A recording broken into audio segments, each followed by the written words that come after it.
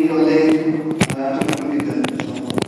Dalam siaran insya-Allah selepas solat Isya kita akan adakan tahlil arwah untuk arwah hadis dan terkasih kita. Assalamualaikum. Waalaikumsalam warahmatullahi wabarakatuh. Bismillahirrahmanirrahim. Alhamdulillah, wassalatu wassalamu ala sayyidina Rasulillah Muhammad bin Abdullah wa ala alihi wa sahbihi wa man walah, wa ba'du.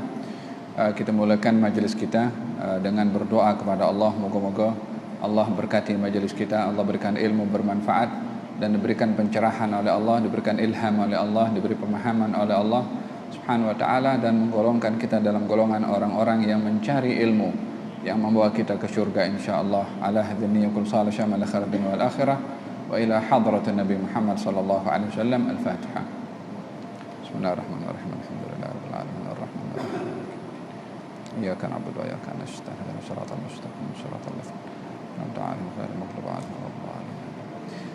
Kita sampai kepada hadis yang ke-6 dari kitab Bulughul Maram, kitab At-Taharah, kitab bersuci.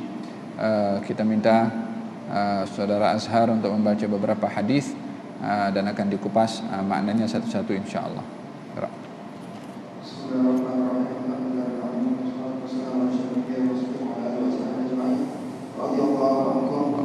Dari kitab Bulughul Maram yang disusun oleh Imam Ibnu Hajar Al-Asqalani rahimahullahu taala wa nafa'ana bihi bi ulumi wa ulum fid-darin amin. Sehingga pada hadis yang ke-6 dari kitab At-Taharah, hadis yang ke-6 kitab At-Taharah, wa 'an rajulin sahibin Nabiy sallallahu alaihi wasallam qala Rasulullah sallallahu alaihi wasallam an tamtasil al-mar'atu fi waqti rajuli. Lah. Nabi Hurairah qala Rasulullah sallallahu alaihi wasallam la yaghtasilu ahadukum fil ma'id da'im wa huwa junubun.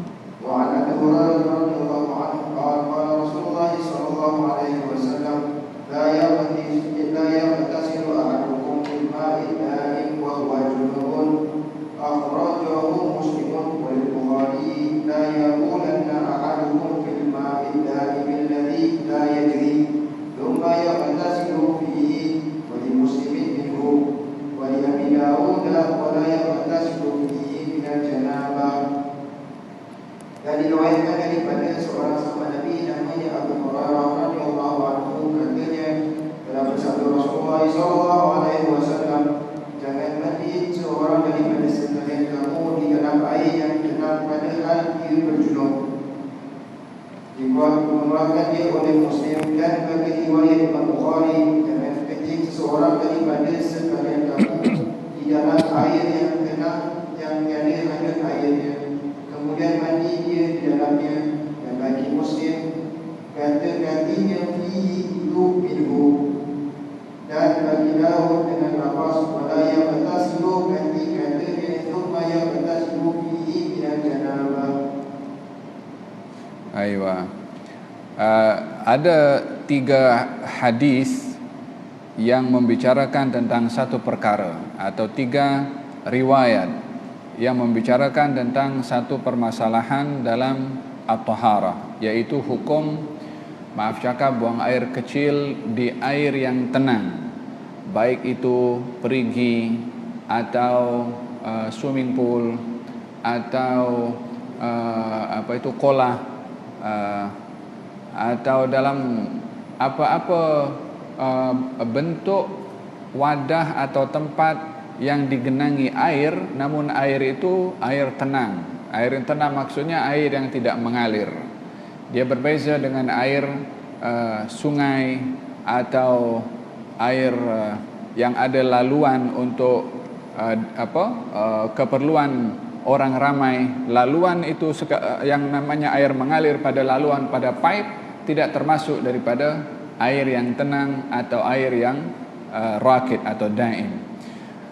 Hadis ini membicarakan tentang hukum mandi di air yang tenang. Mandi di air yang tenang, baik itu mandinya mandi dengan kita masuk ke dalam air, atau kita mengambil air itu dengan gayung dan kita mandi dengan air yang tenang atau air yang tidak mengalir, ya. Ini apa tajuk pembahasan. Kata baginda Rasulullah sallallahu alaihi wasallam, hadis diriwayatkan oleh Sayyidina Abu Hurairah radhiyallahu anhu, katanya, la yaghtasilu ahadukum fil ma'id daim wa huwa junubun. Jangan ada sesiapapun di antara kamu yang mandi wajib atau mengangkat hadas besar di air yang tenang, air yang tidak mengalir. Akhrajahu Muslim. Ini hadis diriwayatkan oleh Imam Muslim. Larangan mandi besar di air yang tenang. Hadis yang kedua, janganlah kamu buang air kecil di air yang tenang lalu kamu mandi di air tersebut. Ya, ini buang air kecil dulu di air yang tenang, kemudian mandi di air yang tenang tadi.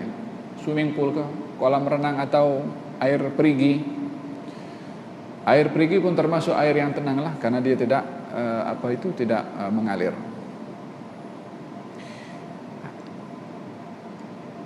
Hadis yang ketiga mengatakan, janganlah kamu mandi setelah buang air kecil dari air yang tenang. Dia ada beza mandi di air yang tenang atau mandi dari air yang tenang. Kalau mandi pada air yang tenang, dengan kita masuk terus. Tak, kalau mandi dari air yang tenang, tak masuk, tapi ambil air dengan guna gayung dan mandi. Hadis ini membicarakan tentang larangan mandi di air yang tenang kalau seseorang itu sudah buang air kecil di tempat tersebut, atau tak ada buang air kecil, mandi masuk ke dalam. Kalau tujuan mandinya adalah tujuan untuk mengangkat hadas besar, maka dalam hal ini tidak termasuk mandi-mandi biasa. Hukum mandi ini ada 3 atau 4 hukum. Yang pertama, mandi harus, yaitu mandi yang hari-hari kita mandi. Itu mandinya mandi harus untuk membersihkan diri. Ada mandi yang hukumnya makruh, tak digalakkan mandi, yaitu bila mana seseorang mandi tengah hari bulan Ramadan, tujuannya untuk menghilangkan haus dan dahaga. Tujuan mandinya untuk menghilangkan haus. Sementara orang berpuasa adalah untuk merasakan haus, merasakan lapar. Maka usaha untuk menghilangkan apa yang menjadi tujuan pada puasa, maka hukumnya makruh.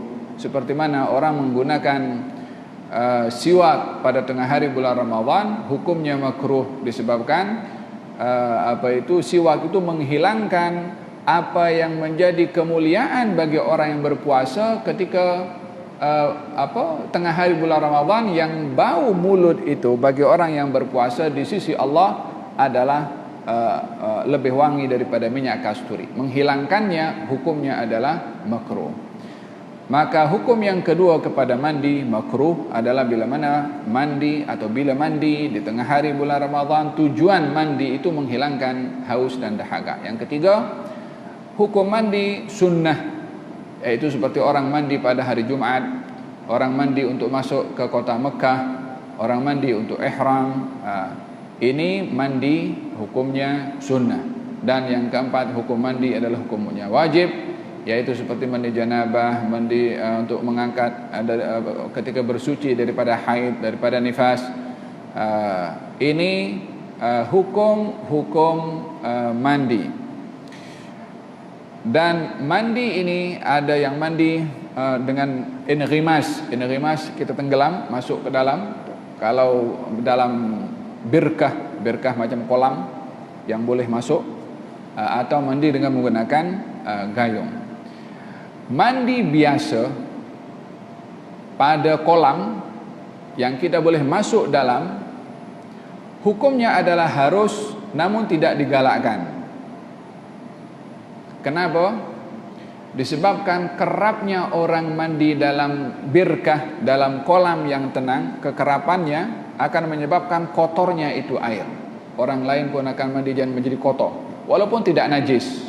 Tapi orang yang masuk dalam atau mandi badannya ini ada keringat, ada kotor. Satu orang mandi, kemudian angkat orang lain masuk mandi, kemudian bangkit, akhirnya airnya menjadi kotor. Berbeza dengan mandi kalau dia mengambil dengan mengambil air. Ini mandi yang harus, ya, mandi yang harus. Apa hukumnya kalau kita masuk ke dalam air yang tenang pada mandi yang harus? Hukumnya pun juga harus, cuma tidak digalakkan karena akan menyebabkan air itu kotor. Demikian juga mandi yang sunnah. Bila mana ingin mandi yang sunnah pun juga digalakkan mengambil air, bukan masuk ke dalam. Ini berbicara mandi di air yang tenang.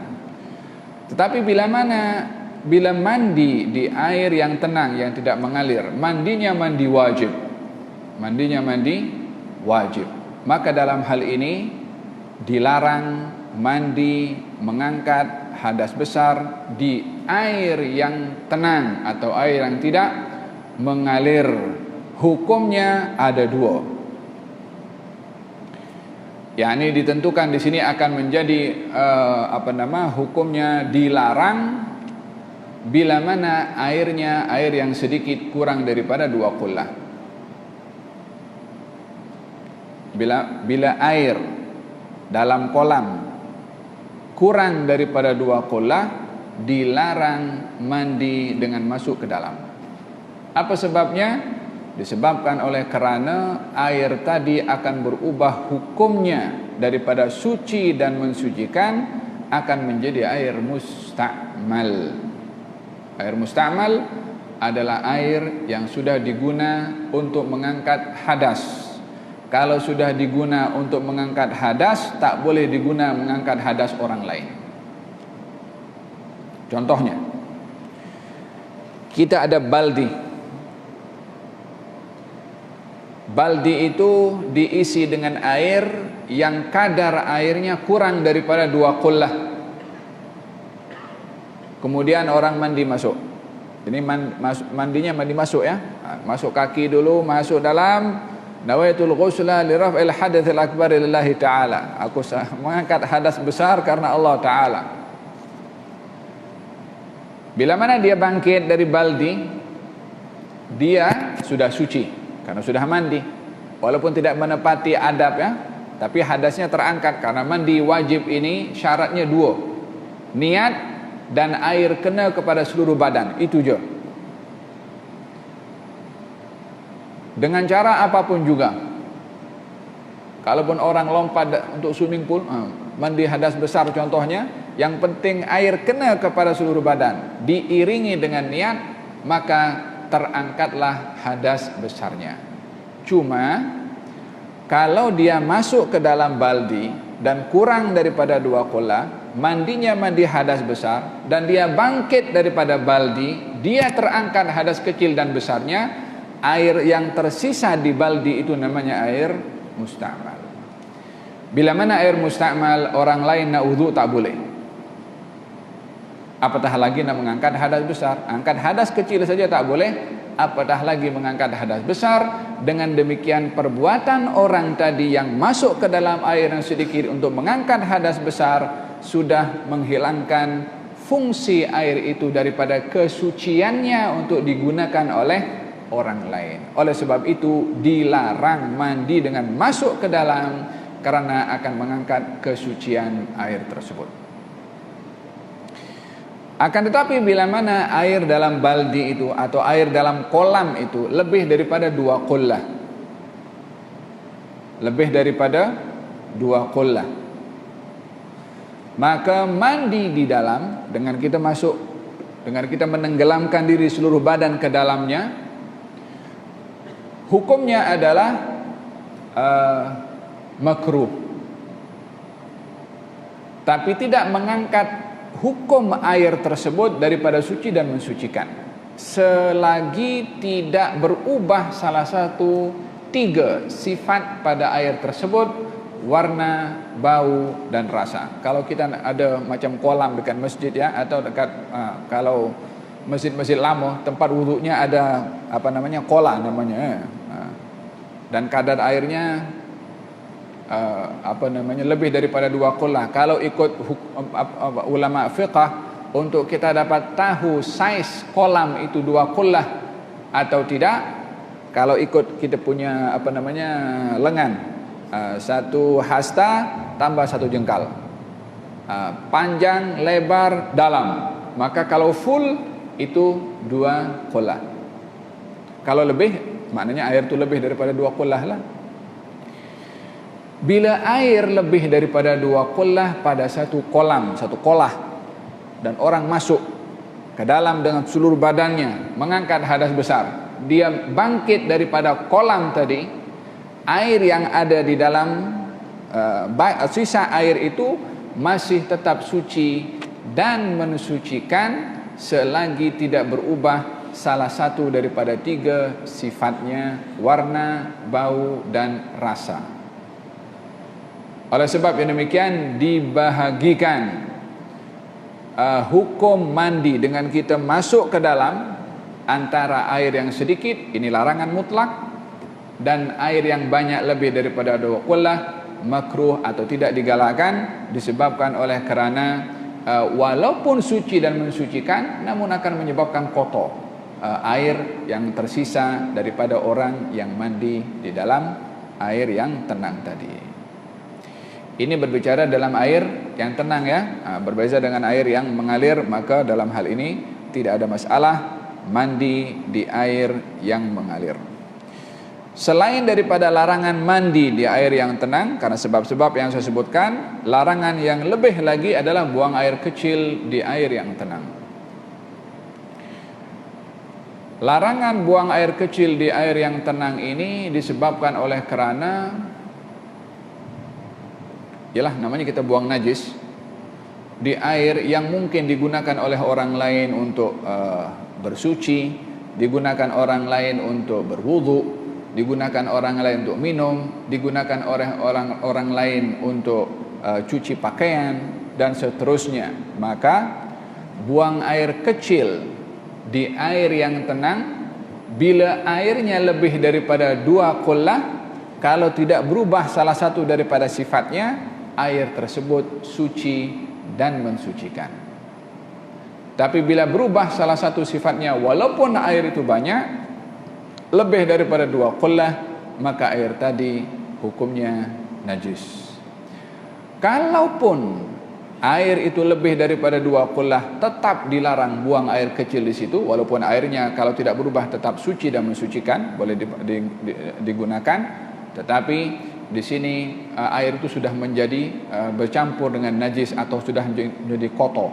Maka dalam hal ini mura'atul masalih, menjaga maslahat orang lain, bukan hanya menjaga diri kita sendiri, bukan hanya kita yang gunakan air itu, orang lain akan gunakan juga. Maka dalam hal ini maslahah umum lebih diutamakan berbandingkan kepada maslahah khusus.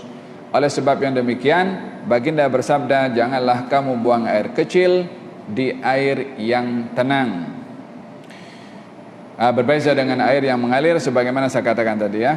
Nah, hadza hadis yang pertama, yang kedua, dan yang ketiga. Nah, gerak. Nanti kalau ada mau tanya boleh tanya ya.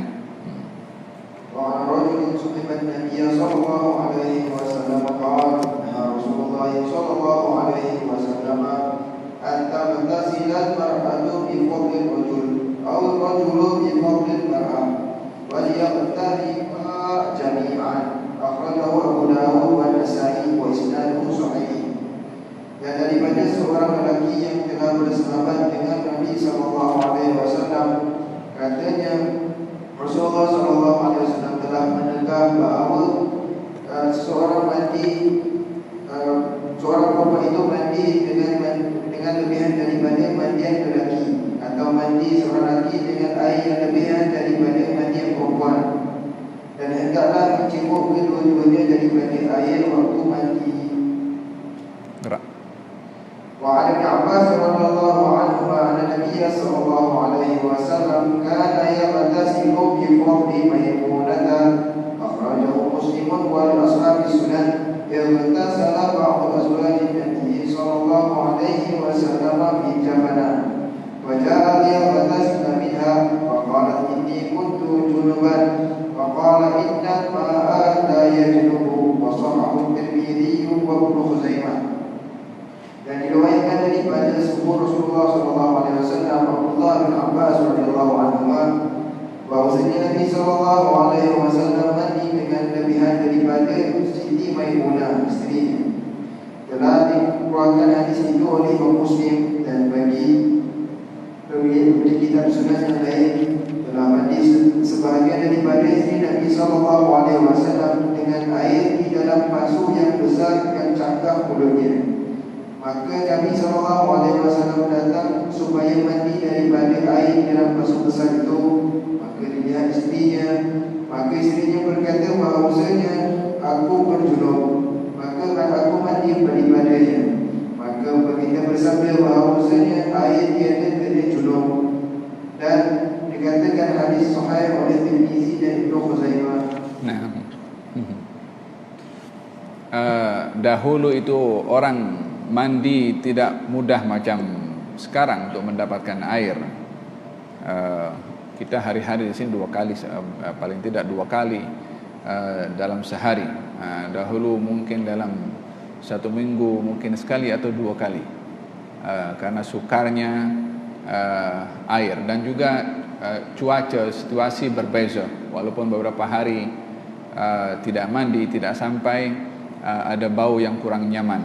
Mungkin karena perbezaan cuaca. Dalam hadis ini membicarakan tentang hukum seorang lelaki mandi daripada air bekas perempuan atau sebaliknya. Nampak daripada hadis ini ada kontradiksi, macam ada percanggahan. Hadis yang pertama, baginda bersabda atau baginda melarang seorang lelaki mandi daripada bekas air perempuan atau istrinya. Demikian juga sebaliknya. Akan tetapi yang diperbolehkan adalah kedua-duanya mandi bersama dan mengambil air daripada daripada baldi yang menampung air. Hadis yang kedua justru memberitahukan kalau baginda Rasulullah mandi selepas istrinya Siti Maimunah mandi. Yani ada bekas air di rumah Nabi, Siti Maimunah mandi janabah, setelah itu Nabi mandi. Kemudian ditanya kepada beliau, wah Rasulullah, tadi saya mandi di tempat air tersebut sementara saya dalam keadaan janabah. Kata Nabi, airnya bukan janabah yang junub kamu. Airnya tidak, maknanya Nabi juga pakai air bekas istrinya. Jadi nampak macam ada kontradiksi. Yang satu kata jangan mandi daripada air bekas perempuan. Yang satu kata Nabi justru mandi daripada bekas air mandi istrinya. Dan ada beberapa perkara di sini tentang hukum mandi daripada bekas pasangan atau bekas laki-laki atau bekas perempuan. Dan hukum mandi bersama suami istri. Dan terkait juga dengan hukum mandi bersama kalau bukan pasangan, artinya laki-laki dengan laki-laki, perempuan dengan perempuan, boleh atau tidak. Tayyib, dalam hadis yang pertama dikatakan kalau baginda Rasulullah melarang lelaki mandi daripada bekas air perempuan dan juga sebaliknya. Larangan ini adalah bukan larangan haram, bukan larangan yang ditegah, tapi larangan bersifat anjuran. Anjurannya adalah bukan adanya kekurangan pada laki atau pada perempuan untuk sehingga dilihat air itu tidak boleh dipakai oleh yang lain, tetapi lebih kepada penjimatan. Karena Nabi tidak melarang untuk mandi bersama dan mengambil air bersama. Yani baginda Rasulullah SAW pernah diriwayatkan pernah mandi bersama dengan Siti Maimunah, istri baginda Rasulullah SAW, dan juga pernah dengan Siti Aisyah, sehingga istrinya mengatakan, tinggalkan untuk aku air ini, yakni air itu dalam satu baldi, dalam satu tempat. Kata istri baginda Rasulullah, sisakan untuk aku air ini, jangan diambil semua, lebih kurang macam tu. Dalam hal ini ketika itu mereka berdua mandi bersama. Dalam hal ini menjadi pembahasan ulama berkenaan dengan hadis yang menceritakan tentang keadaan Rasulullah bersama dengan istrinya ketika mandi. Di antara pembahasannya adalah boleh atau tidak, adakah aurat dinampak atau tidak, dan seterusnya yang menjadi pembahasan panjang lebar. Ulama memberikan penafsiran tentang perkara tersebut. Di antaranya adalah berbicara tentang aurat laki dengan perempuan atau suami istri ya. Kalau suami istri, tidak ada batasan aurat antara suami dan istri. Hanya kepada bahagian alat sulitnya tidak digalakkan untuk dilihat kecuali dalam keadaan darurah. Hal ini diceritakan oleh Siti Aisyah sendiri ketika mengatakan ma raaitu minhu wala ra'a minni. Aku tak pernah tengok tidak pernah tengok aurat Nabi, dan Nabi pun tidak tengok aurat aku. Walaupun batasan aurat antara suami istri tidak ada batasan, hanya kepada bahagian yang auratnya tidak dilihat sebagai, tidak ada keperluan untuk berbuat demikian. Berbeza dengan aurat laki-laki dengan aurat laki-laki. Aurat laki-laki dengan aurat laki-laki daripada pusar sampai ke lutut. Dan dahulu orang-orang kalau mandi itu mandi bersama, boleh nampak satu dengan yang lain. Zaman jahiliyah. Dan mungkin dahulu pun zaman Bani Israel, mereka kalau mandi bersama. Dan tak ada problem bagi mereka itu aurat. Mandi bersama biasa. Oleh hadis dalam Sahih Bukhari dinyatakan Bani Israel ini kalau mandi bersama-sama lah, sampai tidak berpakaian satu dengan yang lain, dan perkara itu perkara yang biasa bagi mereka, bukan perkara yang immoral, tidak, perkara yang biasa. Kecuali Nabi Musa dia mandi asing-asing, tak mau mandi sama-sama. Maka Bani Israel mengatakan ini Nabi Musa mesti ada satu yang tak kena, yang ditutup pada auratnya ni. Oleh sebab itu dia tak nak mandi dengan kita. Tak songsang.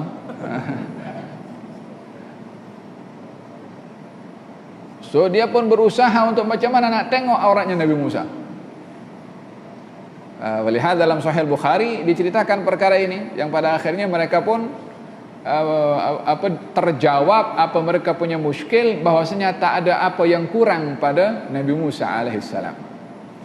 Singkat cerita macam tu, tak perlu nak detail. Walihada baginda Rasulullah sallallahu alaihi wasallam bersabda, iyyakum wat ta'arri. Hati-hatilah kamu daripada sifat bertelanjang. Yakni dahulu orang kalau mandi itu bertelanjang perkara yang biasa. Tengok satu dengan yang lain, no problem. Maka dilarang oleh Nabi, iyyakum wat ta'arri.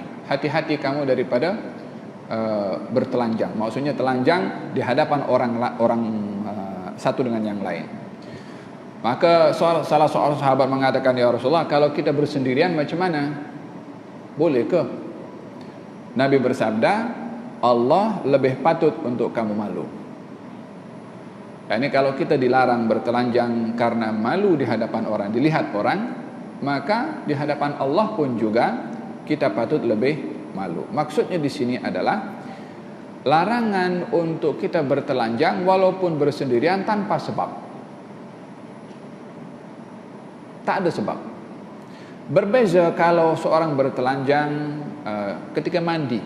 Walaupun dalam hal ini ada perbezaan ulama macam mana hukum mandi kalau bertelanjang. Yani tak ada sehelai kain pun yang menutup tubuh badan. Sebahagian mengatakan, berdalilkan dengan dalilnya dalam Sahih Bukhari pun juga dinyatakan bahwasanya Nabi Daud, Nabi Ayub satu hari mandi bertelanjang. Nabi Ayub terkena penyakit yang penyakitnya sampai kepada kulit, sehingga orang pun tak berani mendekati kepada Nabi Ayub. Sampai pada akhirnya Allah Subhanahu wa taala sembuhkan Nabi Ayub dengan air. Yang dihentakkan daripada bumi, keluar air, diambil air itu dan digunakan oleh Nabi Ayub sehingga sembuhlah ia. Kulitnya itu dengan serta-merta menjadi indah dan cantik. Maka satu hari ketika Nabi Ayub mandi dalam keadaan bertelanjang, ada jarat. Jarat ini macam belalang daripada emas yang hinggap di tempat kawasan Nabi Ayub yang sedang mandi. Maka diambillah untuk dimanfaatkan oleh Nabi Ayub. Allah Subhanahu wa taala berfirman, "Wahai Ayub, bukankah aku sudah beri nikmat kepada engkau dengan engkau sembuh daripada penyakit yang dahulu engkau derita? Kenapa masih mengambil lagi ini jarat yang terbuat daripada emas?" Katanya Rasul, "Ya Allah, bukanlah aku tidak cukup dengan pemberianmu, akan tetapi aku ingin mengambil berkat daripada ciptaanmu, yakni hatta jarat yang dicipta oleh Allah daripada emas. Tujuannya bukan karena Nabi Ayub kurang daripada nikmat yang diberikan oleh Allah, tapi nak ambil berkat dengan nikmatnya Allah." Beza orang itu kalau merasa kurang dengan orang nak ambil berkat. Kalau nak ambil berkat dia cukup, hanya nak ambil berkatnya saja. Kalau kurang maka dia nak juga. Jadi Nabi Ayub ketika disoal kenapa masih mengambil lagi emas, jarat daripada emas itu, tujuannya adalah untuk mengambil berkat. Fasyahid yang menjadi pokok pembahasan dalam hadis ini diceritakan Nabi Ayub mandi tidak dalam keadaan berpakaian. Maka diambil kesimpulan hukum bahwasanya mandi kalau tidak berpakaian adalah hukumnya jaiz, yakni hukumnya boleh. Seperti mana itu tak kira lah laki atau perempuan ya. Di antara yang diperbolehkan tidak berpakaian ketika bersama suami dengan istri. Hada berkenaan dengan hukum bertelanjang bila mana ada sebab. Tetapi kalau tak ada sebab, dia nak tidur, tak berpakaian, makruh, tak boleh, tak digalakkan. Iyakum wa ta'arri, hati-hati kamu daripada bertelanjang. Kalau sendirian macam mana wahai Rasulullah? Kalau sendirian Allah lebih patut kamu malu kepadanya. Dan dalam hal ini pendapat yang kedua adalah ittazara, yakni menggunakan sesuatu yang menutup auratnya ketika mandi. Ini orang-orang yang warak biasanya begitu, sehingga auratnya sendiri pun tak nak tengok, apatah lagi aurat orang lain. Walihada dalam hal ini mandi bertelanjang hukumnya boleh kalau menutup auratnya sendiri ketika mandi, ianya adalah min babil wara' atau daripada sikap wara'. Daripada kata-kata Siti Aisyah ketika mengatakan memberitahukan, saya tidak pernah tengok milik Nabi, Nabi pun tak tengok milik saya. Bermakna walaupun tidak dijelaskanlah ketika itu Nabi ketika mandi adakah menutup aurat atau menutup kain dengan kain pelekat atau tidak, namun pastinya dengan riwayat dikatakan oleh Siti Aisyah adalah menafikan tengok milik Nabi atau sebaliknya. Dalam hal ini dilihat daripada aspek wara'. Maka dalam hal ini baginda Rasulullah SAW menganjurkan bila mana ingin air itu ingin dimanfaatkan dan air itu sedikit oleh suami istri, maka dimanfaatkan kedua-duanya agar supaya menjimatkan air tersebut. Kalau satu gunakan kemudian yang lain gunakan yang kedua mungkin dah tak cukup.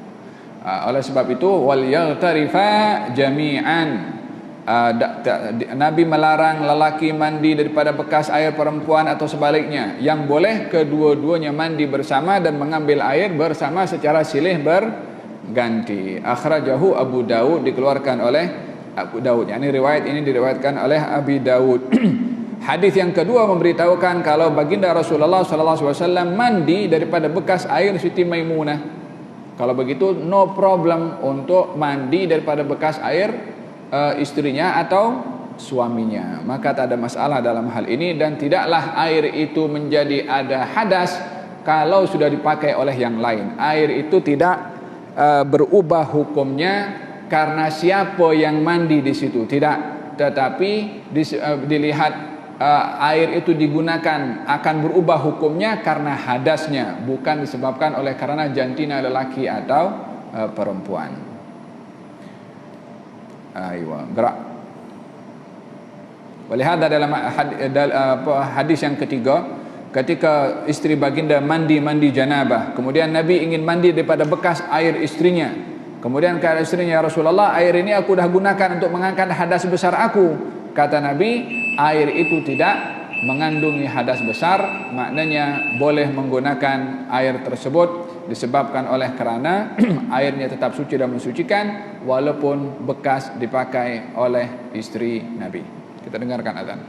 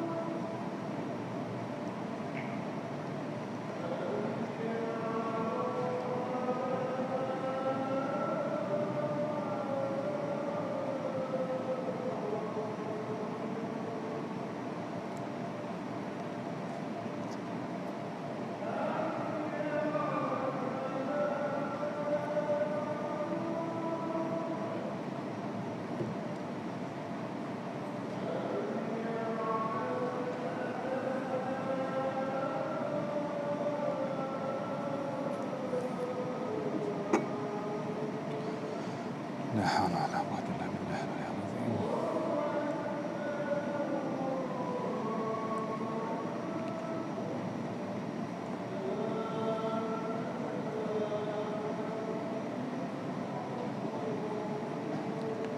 La ilaha illallah Muhammadur Rasulullah. Alhamdulillah rabbil alamin.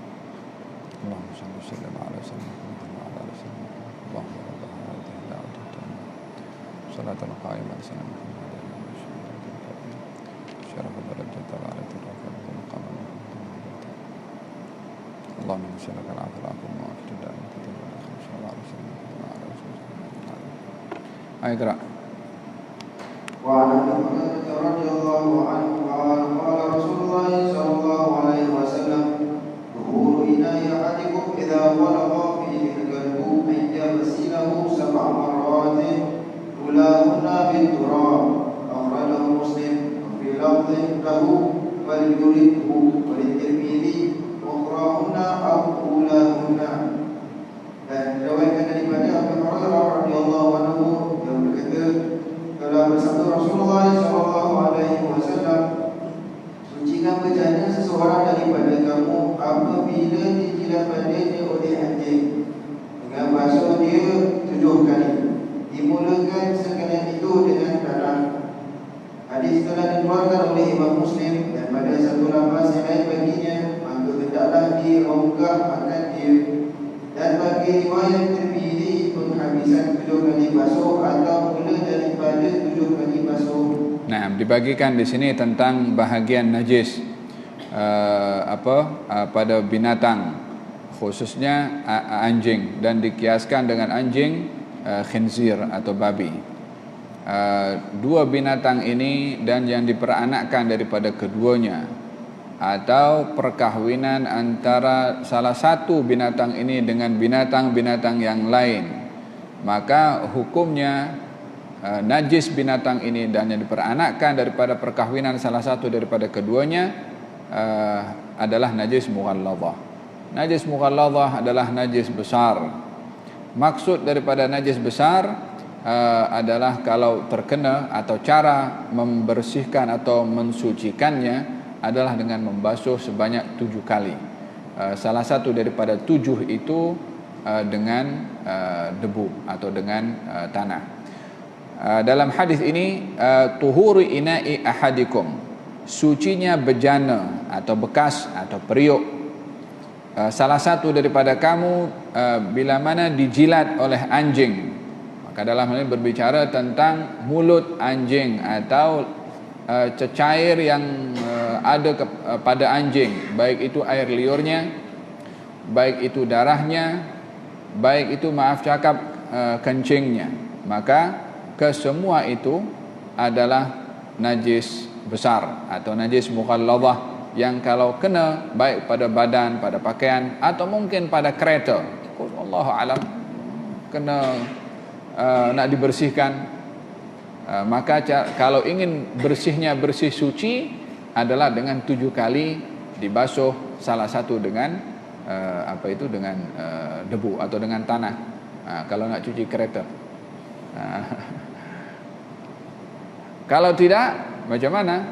Ya, kalau tidak hanya dibersihkan saja, maka najisnya tetap ada walaupun tidak nampak. Adakah akan terganggu? Of course tidak. Kalau tayar yang kena contohnya, tak ada kaitan nak digunakan dengan ibadah pada kereta, kecuali kalau pada bahagian kereta itu dijadikan tempat untuk kita solat sunnah di dalam, katalah kena kursi contohnya, kemudian tak dibersihkan, kita solat sunnah di atas kursi yang terkena najis anjing, maka tak sah kita punya solat. Apa sebabnya? Karena bekas atau karena tempat kita solat ada najis, sementara syarat sah solat bersihnya daripada najis pakaian, badan, dan juga tempat. Bersihnya atau sucinya bekas salah seorang daripada kamu bila mana dijilat oleh anjing dibasuh 7 kali, salah satunya dengan tanah atau dengan debu. Dalam riwayat ulahunnah, basuhan pertama. Dalam riwayat yang lain ihdahunnah, salah satu. Dalam riwayat yang lain ukhrahunnah, yang akhir. Jadi ada beberapa riwayat. Yang pertama mengatakan basuhan dengan tanah pada yang pertama. Riwayat yang kedua mengatakan salah satu, tak kisahlah kedua ke ketiga ke empat. Riwayat yang ketiga ukhrahunnah, yang terakhir, yang ketujuh. Dalam hal ini perbezaan riwayat menunjukkan atau melengkapkan satu daripada yang lain. Maksudnya di sini yang mengatakan atau hadis yang mengatakan bahwasanya pada pertama basuhan kena dicampur dengan tanah adalah salah satu kaifiyah, tapi bukan satu-satunya kaifiyah. Yang mengatakan salah satu boleh pada 2, pada 3, pada 4 pun juga salah satu kaifiyah, bukan satu-satunya kaifiyah. Yang mengatakan yang terakhir adalah salah satu kaifiyah, bukan satu-satunya kaifiyah. Bermakna boleh membasuh 7 kali. Campuran tanah itu boleh pada pertama, kedua, ketiga, keempat, kelima, atau yang ketujuh, walaupun digalakkan dalam mazhab kita Imam Syafi'i selain daripada yang ketujuh. Campuran tanah selain daripada yang ketujuh. Apa sebabnya? Disebabkan ketika yang ketujuh itu dah mesti air bersih, karena baki atau sisa daripada tanah itu dah tak wujud lagi pada tempat yang kena najis. Kalau sudah dibasuh dengan air yang bersih, maka tak ada lagi bekas tanah. Kalau basuhan yang ketujuh campur dengan tanah dituangkan, kotor juga kita punya kaki atau kita tempat yang kena najis tadi.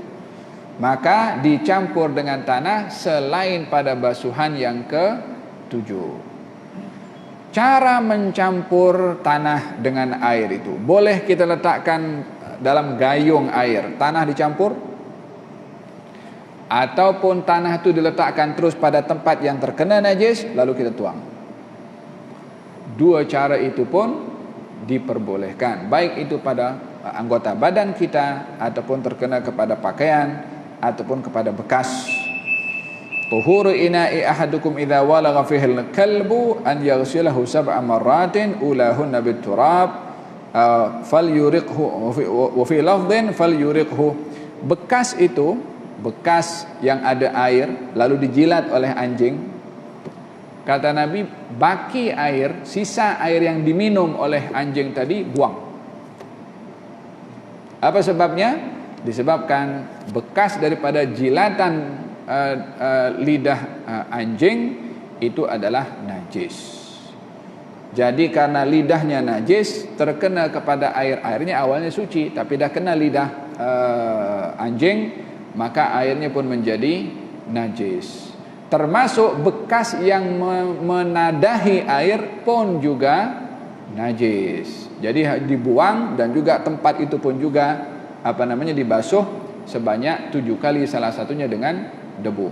Yang diminum oleh anjing airnya, ya kan, bekasnya menjadi najis. Apa sebabnya? Sebab sisa air tadi najis, bekas yang menjadi tempat kepada air itu pun juga menjadi najis.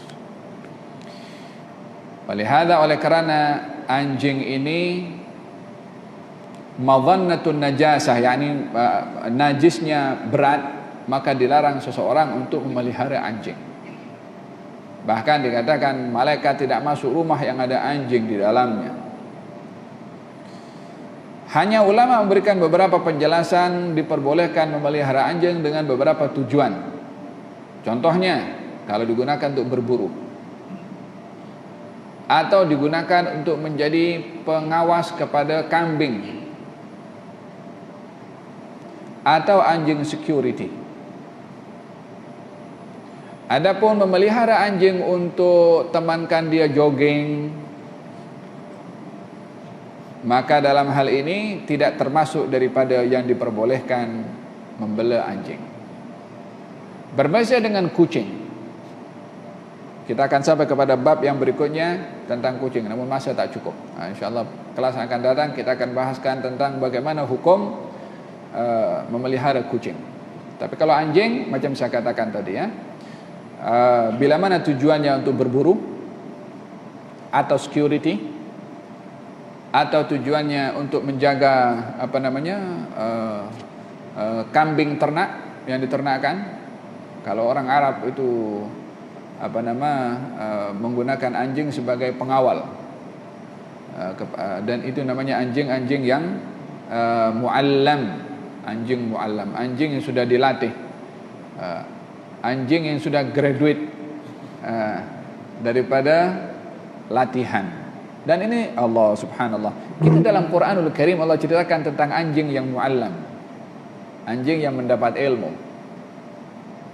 Berbeza dengan anjing yang tidak belajar, yang tidak dilatih. Anjing yang sudah dilatih berburu, lalu dia berburu mangsa, mangsanya dibawa kepada tuannya, mangsa itu halal dimakan oleh tuannya, tuan anjing tadi, walaupun mangsa tadi sudah mati. Berbeza dengan anjing kalau tidak belajar, tidak dilatih, memangsa dan diberikan kepada tuannya. Kalau anjingnya tidak terlatih untuk berburu, kalau mangsa yang diburu oleh anjing tadi diberikan oleh tuannya kepada tuannya sudah mati, mangsa tadi jadi bangkai, tak boleh untuk dimakan. Apa sebabnya? Sebabnya adalah perbezaan antara anjing yang terlatih dan yang tidak. Yas'alunaka madza uhilla lahum. Mereka bertanya kepada engkau wahai Rasulullah Muhammad, apa yang dihalalkan makanan kepada mereka. Qul uhilla lakumut thayyibat. Dihalalkan kepada kamu makanan-makanan yang halal. Di antaranya wa ma 'allamtum minal jawarihi mukallibina tu'allimunahunna mimma 'allamakumullah fakulu mimma amsakna alaikum wadhkuru smallahi alaih. Termasuk yang halal bagi kamu adalah makanan daging yang diburu oleh mukallibin, yakni binatang yang dilatih untuk berburu, baik itu anjing ke, baik itu binatang yang punya cengkraman untuk berburu, burung eagle pun bahagian daripada binatang yang kalau dilatih berburu maka mangsanya boleh untuk dimakan. Tu'allimunahunna, di mana kamu telah melatih kepada binatang-binatang pemburu tadi, mimma 'allamakumullah, daripada ilmu yang Allah ajarkan kepada kamu untuk melatih binatang berburu. Ilmunya daripada Allah, bermakna binatang yang dilatih untuk berburu itu binatang ada bahagian yang boleh terima latihan daripada manusia. Kita jangan melihat itu orang yang melatih binatang ikan lumba-lumba, ya kan? Kadang-kadang boleh berpeluk, dan Allah letakkan pada binatang itu bahagian yang boleh menerima latihan. Bukan kepandaian manusia, Allah yang letak, Allah yang kasih. Tu'allimunahunna, yang kamu wahai manusia mengajar kepada binatang-binatang pemburu itu, mimma 'allamakumullah, yang Allah ajarkan kepada kamu cara melatih kepada mereka. Fakulu mimma amsakna alaikum. Binatang yang diburu oleh binatang terlatih tadi, makan. Ketika kamu menghantarkan binatang itu berburu, sebutlah nama Allah, yakni bismillah.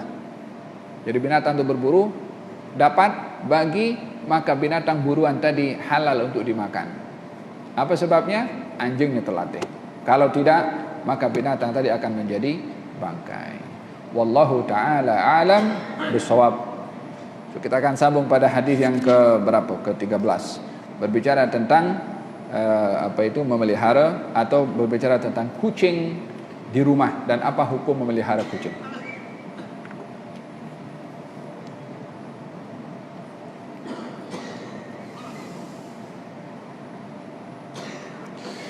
Bagaimana menggunakan sabun tanah untuk membersihkan najis mughallazah yang digunakan oleh doktor haiwan? Adakah cara itu diperbolehkan atau tidak?